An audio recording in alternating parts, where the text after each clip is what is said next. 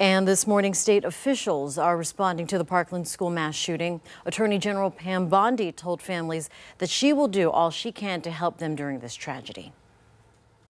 President Trump called me tonight and we talked at length. He is heartbroken.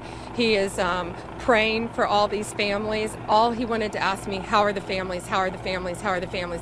And that's where I'm headed now to do my job as Attorney General and with my advocates provide counseling, funeral expenses, and mental health counseling for all these traumatized victims as well. Schools will remain that school, Douglas High School, will remain closed this week, and counselors will be on hand to offer assistance. And Governor Rick Scott is also offering his condolences to the victims of the school shooting.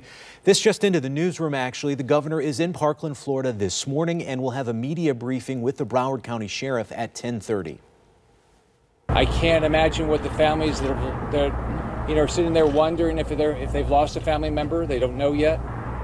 Those that do know they've lost a family member, I just can't imagine how their lives have been changed.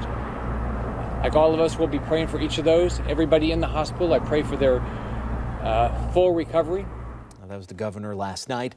Governor Scott ordered flags across the state to be flown at half-staff in honor and remembrance of the victims. Flags will remain at half-staff until sunset on Monday. And Senator Bill Nelson is reacting to the school shooting. This is a bad day for Florida and for the country, and you can imagine the grief of parents right now. We ought to say enough is enough. Senator Nelson said the shooter wore a gas mask and had smoke grenades. He also said he set off the fire alarm so students would get out of their classrooms and go into the hallways.